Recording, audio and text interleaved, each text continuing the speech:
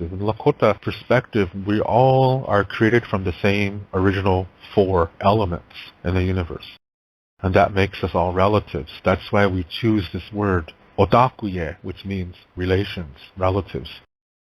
And we say Mitakuye, meaning my relatives. And then we say Oyasi'in, that means all. So when we're saying that, it's not just saying, oh, hi, cousin tree. You can talk like that if you want to. There's nothing wrong with that. But that's not what I mean. I mean that because we come from the same 4 basic elements and we're just organized differently, that makes us relatives. We're connected to each other. But it begins within you. Inside of you is a universe. Yeah, everything is connected inside of you, just like you are connected to everything around you. This is the Lakota Star Knowledge definition of Mitakuye Oyasi'in. Inside of you, there's a bunch of relatives. Everything inside of you is related. It's all connected. They're all relatives. And this is what makes up who you are. That's all connected. So how you live your life determines how healthy and strong and nurturing these connections are inside of you. And then by nature, whatever that strength is inside of us, nature projects that outside of us. So in other words, if you are healthy, your connections inside of you are very strong. And then you're able to connect and live in peace with the world around you. Now, living in peace, that does not mean you agree with everything. It just means you don't force your ideas down each other's throats, and you can agree to disagree on things and not go to war over it. In other words, everything inside of you is connected just like you are connected to everything around you. It all starts within. That's Mitakuye Oyasi'in. That's the full definition of that. That's the Lakota Star Knowledge definition of it. And that Mitakuye Oyasi'in, all my relations, this is not just talking about your cousins and your uncles and aunties and stuff like that. No, it's everything. It's the plants, it's the animals, it's the water, it's the air, it's the clouds, it's fish, it's everything that's created in its natural state. That's all relatives to you. So how you are inside of yourself really determines or influences what happens in the world around you. So this is how we affect the weather. This is how we affect each other. So that's the full definition of Mitakuye Oyasi'in. And when you look at that definition, when I said that includes everything, that means it includes white people too. You see, a lot of Indians, they have ceremonies, they go to sweat lodge or whatever, and then they'll say at the end of their session, they'll say Mitakuye Oyasi'in. I don't think they really understand what that means. Because the next day they're saying, man, I don't know about these white people. Man, they're nuts. That to me is telling me that they don't understand what Mitakuye Oyasi'in really means. And they're not communicating from their sacred center, which is the ancestral way of communication. So, when we look at a difficult experience or really sad one, you got to try to look at it like that you can learn from it, that you can make the best out of it. And then that gives you knowledge, that gives you wisdom and peace. And those are blessings. Before we know where we need to go in our lives, we need to be at peace with our past, with difficulties from our past, because that helps us stay in the present moment. And staying in the present moment influences our future. So there's all kinds of benefits for that. So when we see that, when we are this way as individuals, then you can bring that to the group level next, where before a group of people can accomplish something, they've got to be at peace with their past. And that includes they have to know where they have been. But to come to peace with your difficulties, you have to know where you have been.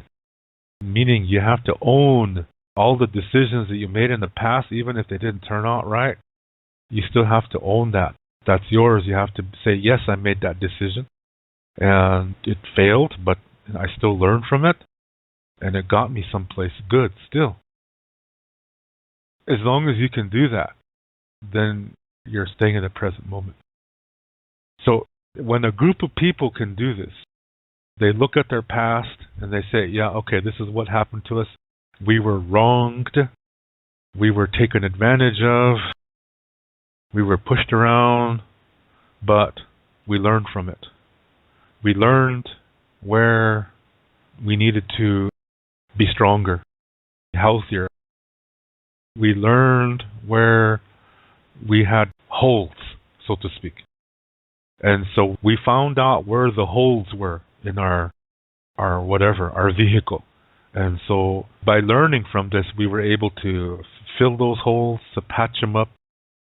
And now we are really strong. We have a hell of a strong foundation. And part of that includes, okay, what happened during that time when you had those holes? What happened during that time? That you have to be aware of that. And when you come to peace with these things, you don't have emotional attachments anymore. You can look at it anytime. It doesn't make you feel anything. But you have to come to peace with it first. So when a group can do this, then the group knows where they need to develop. The group then knows what kind of plan to make to continue on, and they have an idea of what they can become. When a group is at peace with its past, it starts to see its potential of what it can do. Then it can go further. It can accomplish more in life. That's what this show is about. And that's why I talk about these things concerning what happened to Indian people when we got on the reservations. What most people are doing today is blaming the churches, they're blaming the government, they blame all white people for their problems, and all that's doing is they're staying stuck. It's like they're in the mud and they don't know it. And they push themselves deeper into the mud with their racist speaking by saying, oh, you got to watch out for the white people, oh, those Washichu, oh, blah, blah, blah, blah, blah, blah, blah. Yeah, that's how them white people are. Or that's how the mixed bloods are. It's ridiculous. It's racist. It's not healthy. And then your children, they see you, they hear you, and they love you, and so they're going to side with you naturally, and they're going to subscribe to your views, and you just created a racist. That's sad. A lot of Indians, they'll say things like, yeah, one day the Washichu is going to be gone. They're going to destroy themselves. So we have to be ready for that time so that we can fix the world. And that is racist. Let's just say this is true, okay? Let's just say that is true. Let's talk in theory here. What if the white people were about to destroy the world? Is it our right to just stand back and let them destroy it? This is our earth. So are all you racists out there, you Indian racists, are you saying that the best thing to do is just sit back and let the white man destroy everything? So we can get rid of them? So they destroy themselves so we can get rid of them? How different is that from Hitler burning the 6 million Jews? How different is that? It's the same damn thing in my mind. It's racist. That violates the words Mitakuye Oyasi'in. Mitakuye Oyasi'in, that means all my relations. But it means more than that. It means that everything inside of you is connected. That you have a universe inside of you, and everything in there is connected, just like you are connected to everything around you. You see, reality begins within. The connection of the universe begins within you, because everything inside of you is connected, just like you're connected to everything else. So when we say all my relations, Indians racists will say, yeah, that includes the birds and the air and the water and the earth and the rocks and the animals and plants. But then they turn around and say, yeah, we got to be ready because the white man's going to ruin the world, and one of these days there's not going to be any more Washichu. There's not going to be any more white men, so we're going to have to get ready to fix the earth. How does that go in harmony with Mitakuye Oyasi'in?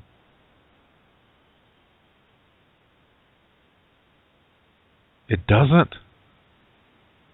So these kind of Indians say one thing and turn around and say another thing.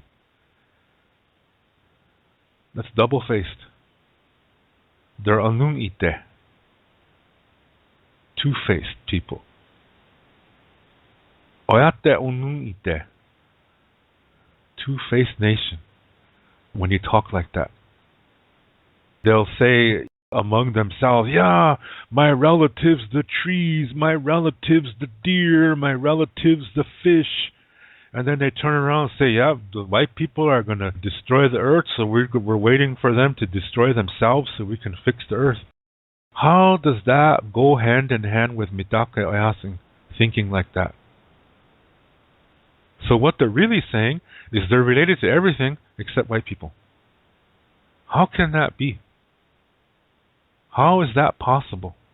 When white people breathe the same air that we do, we both drink the same water, we can get blood transfusions from white people as long as they have the same blood type.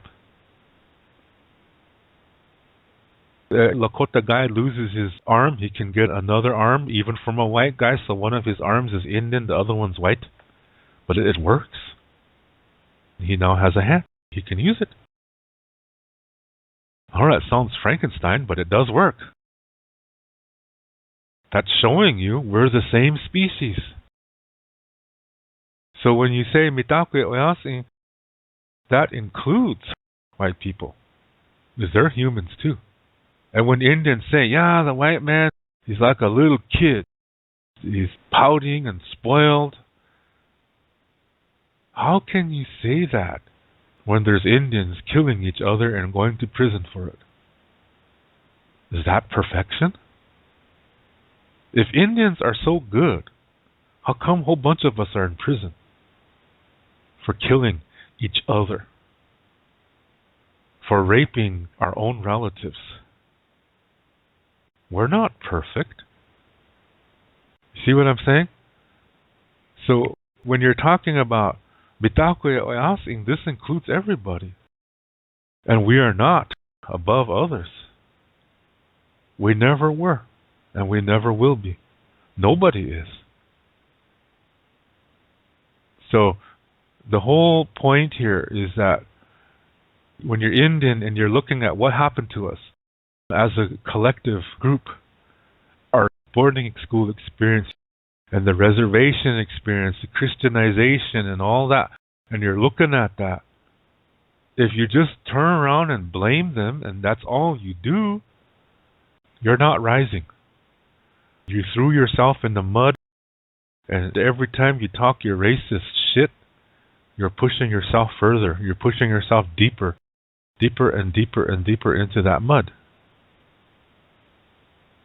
And that's where you're going to die. Hating white people. Hating mixed bloods. Saying, I'm a full blood, so that means blah, blah, blah shit, blah, blah, blah shit. I see that all the time on Facebook. Yeah, us full bloods, we speak Lakota. That's bullshit. I'm going to be really bold to say 95% of all full-blood Lakota people cannot speak Lakota. There's a lot of young guys on the internet. They try to give off the impression they speak Lakota, but they can't write a single sentence. One young guy said to one of my students, my student is German, by the way. Nicola is her name. This guy is from Cheyenne River, and he's a Lakota guy. I know his dad. His dad is a fluent speaker. But his mom isn't. His mom can't speak Indian. And he can't speak Indian either. I know this kid. Yeah, I've seen this kid I've even met this kid. I know 100% this kid cannot speak Lakota. Online, he tries to give the impression that he can. And I know he can't. And he said to Nicola, he said, Daku mie. And that means what? Me. So she said, I don't understand. What are you trying to say?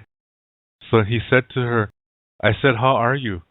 And she told me she really had to laugh at that point. That doesn't mean how are you. That means what? Me. Daku means what? Mie means me. When you put it together, it means what? Me. So she thought, okay, I'm just not going to say anything. So she said, Lila tayan wa nishtog.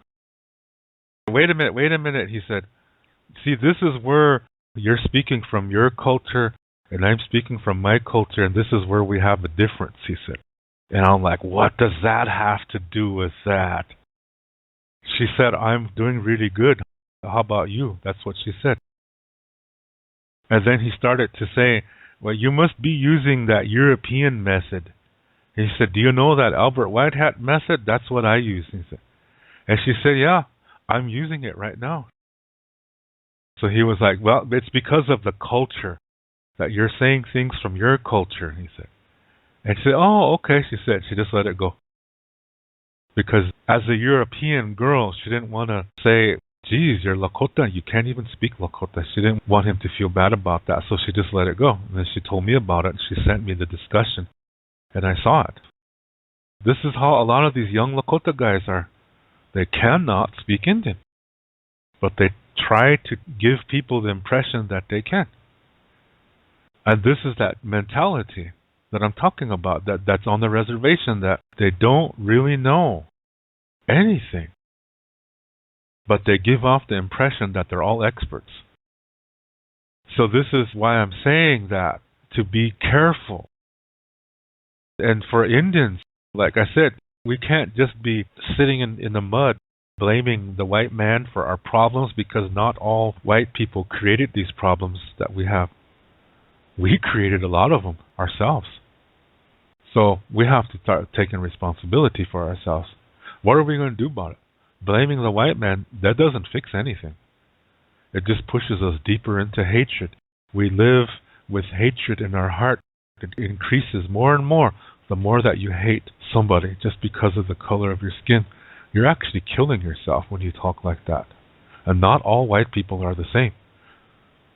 So how can you say you hate the Washichu and then be married to one? There's a racist from Rosebud who says that all the time. He says he hates the Washichu, but yet he's married to one. And then they have a kid. The kid's half Washichu, but yet he still goes around saying he hates the Washichu. See, that does not even make sense.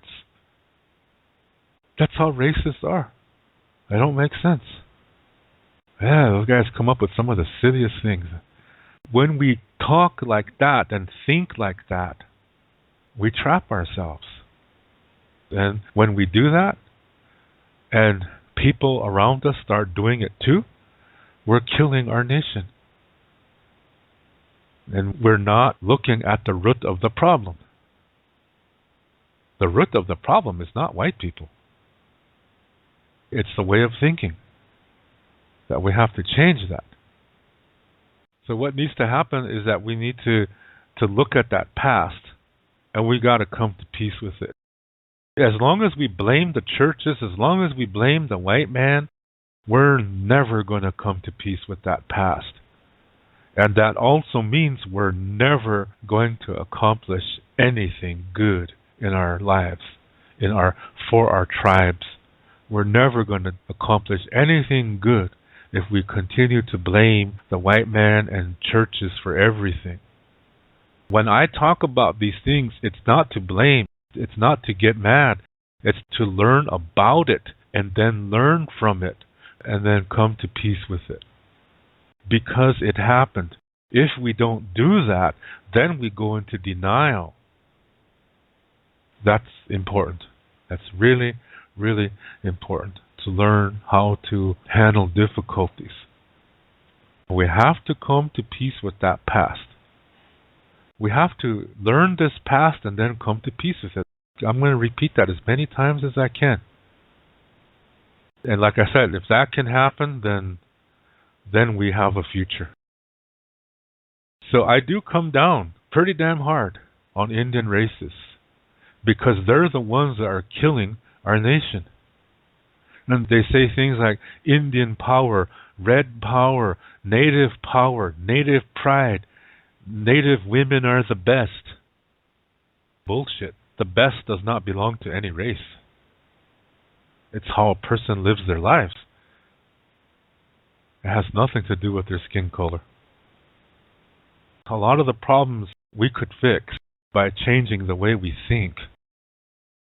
And part of that process means we have to realize, we have to learn what happened on the reservation. And we have to learn about the damage that these priests did to our people and change things in our language. They told us our stories were from the devil because they didn't harmonize with the Bible. So we have to learn about these things. And then we have to realize that, hey, so what are the lost parts? What are those parts now that the church has said were bad? What are they? And that's why this show is here. I give you those lost parts. But see, we're so brought up into a dualistic and Christian thinking world that when you hear those lost parts, your first reaction is to say and think, that don't sound right, because you're so founded upon the Bible or some dualistic way of thinking. It's hard for people to look at these star knowledge stories and say, gee, I never heard that. And for some, it's just totally unbelievable because they're too schooled in Western science or whatever. Like the story about what it used to be like on the Earth according to these star knowledge stories, and that there was a technology here in which people could travel great distances through the air and through the ground. And that's hard for a lot of people to accept because they say, well, where's the evidence? The story talks about a cleansing where everything was taken into the earth that was destroying the earth. And that included the technology that went into the earth. Not there anymore. But it's in the stories.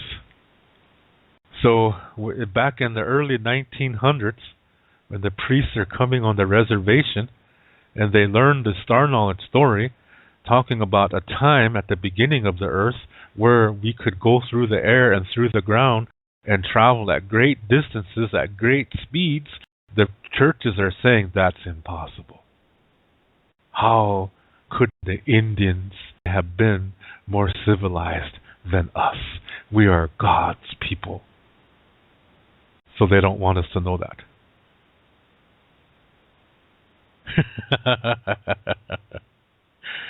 So my main point I'm trying to say here is that before we can go forward as a group, we have to own our past. And that means to come to peace with it and learn from it and stop blaming oppressors, but praying for them. But we have to come to peace first. Because when you come to peace, then you realize that those who caused these problems, they really, really are in a bad situation. And we are connected to them. And you will feel the need to help them. But that's only when you have peace in yourself. Then you will feel that. That's why people say in Lakota, Lakota way is really difficult. Because it means you have to come to peace with your past. It's important to know the past. Not to forget it, because some people say, just forget it, it's done, it happened. No, that's not good, because if you do that, you haven't come to peace. Forgetting does not bring you to peace. Forgetting just pushes you into a denial, and that's going to lead to trouble, because that energy is still there inside of you from those emotions, from that experience. And you think in your mind you might forget it, but you know what? Your body doesn't forget. Your body still has that memory. And so you could become sick because the energy could be really strong and it could hurt you. It could weaken your immune system, and next thing you know, you got a psychosomatic disorder. And a lot of times that begins in the abdomen. Some people will get this ulcerative colitis because of this, and there's really no cure for it. They can take all kinds of medication, and what usually ends up happening is you end up having to go through operation to cut out parts of your intestines, parts of your stomach, hoping that you eliminate the physical problem. But see, the emotional issue is still there. So it's most likely it's going to pop up again. And this is a really difficult disease to deal with. And some related diseases are like anorexia, bulimia. Those are all kind of other forms of this.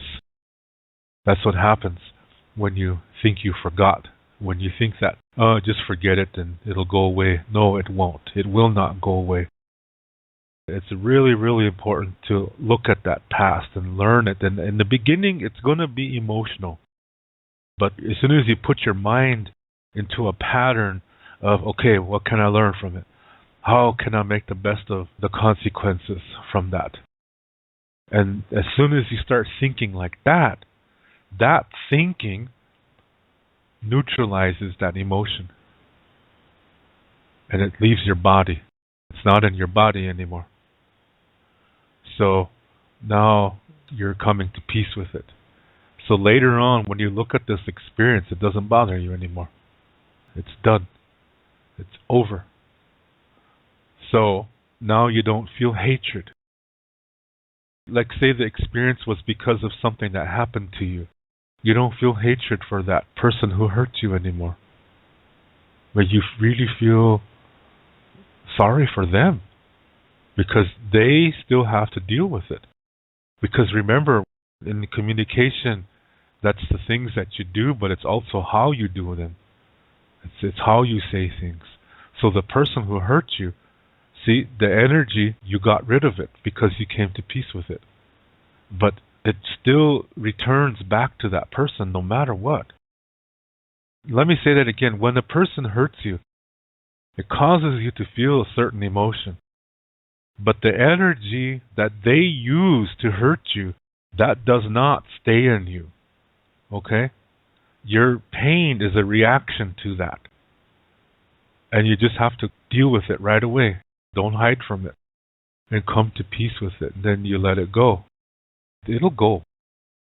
But see, the person who sent it, that thing goes back naturally. That's natural law. So when it goes back to that person, it's stronger. So when that person hurts you, they really hurt themselves more than they did you. Much more. Exponentially more.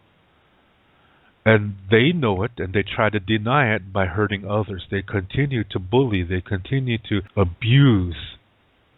The reason why they do that is because they're trying to hide all that pain that keeps coming back to them every time they send it out. You see that now. When you're at peace with that experience, you see that what that person is going through is really, really rugged. And they're hurting a lot of people. But at the same time, they're doing themselves in even more. You see that situation now. You see the whole thing now. That's why I said, then you start to feel sorry for that person because they really are fucked up. And you're not. But never think you're better. You can just think you're healthier, but not better. Okay? And then you just let it go. And just hope that one day they'll learn. And believe me, when that day of reckoning comes for them, it's really going to be hard for them. Way harder. Yeah, because they have a hell of a lot to deal with. A lot of emotional baggage to deal with. Now that's as a person. Now if a whole group can do this, like for us Indians, if we can come to peace with what happened to us, if we can realize that yes, we are brainwashed, We are brainwashed into thinking of good versus evil. If we can realize that, now we can unlearn it and start going back to the ways of our ancestors. A ceremony is not going to fix it, people. A ceremony is not going to help you in this way. You have to do the work yourself. Your life is a ceremony. You don't need anything else. You need your life. Like I said, when a group can do this, when we as Indian people can realize that we have been brainwashed, that we are dualistic thinkers, we learn where it comes from. Yes, we can express anger, pain, sadness, fear. That's okay, as long as we don't hurt anybody, including ourselves. Because it has to come out. All that energy has to come out. Then we have to go to the next part and say, now, what can we do with this? Now we know where the holes are in our society. Now how can we fill them? How can we make this work? What can we learn from this experience so that we can become healthy? But if you're seeking revenge, you're still in hatred. You haven't learned. You haven't come to peace with it yet. As long as you feel a sense of revenge, then you're still not there. So you have to come to peace with it. You have to start learning from it. And then as a nation, we have to say, okay, how do we fix this? How do we make the best of this? What can we do? And then, see, now we know where to go. Now we can progress as a nation that's at peace with itself, so that we don't seek revenge, that we don't seek to destroy, but we seek to live and to nurture. And then we reach out to the other nations and say, how can we help one another? So, before we know where we're going to go, we need to know where we have been so that we can learn from the difficulties from the past, come to peace with it, then we know which direction to go. To learn more about Lakota spirituality, I have written a book called Wichocha Otechike.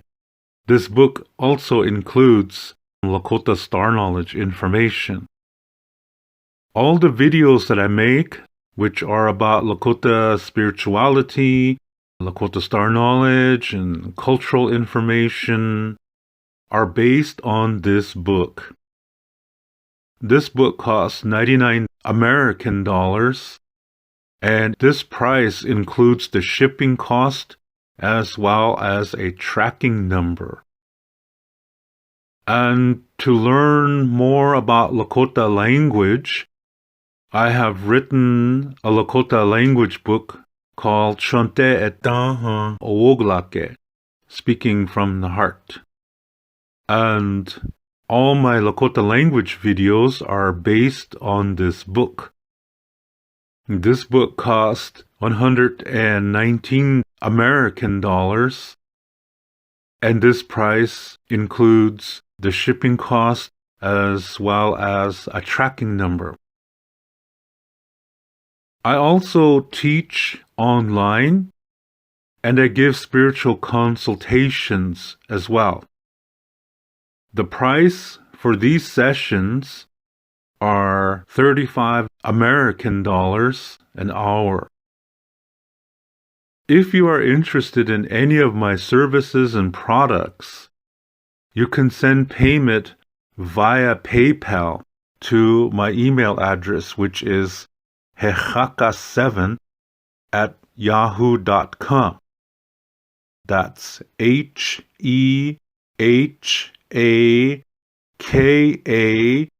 the number 7@yahoo.com. And also include your shipping address and your email address when you send your payment. Lila Pilamayelo. Thank you very much.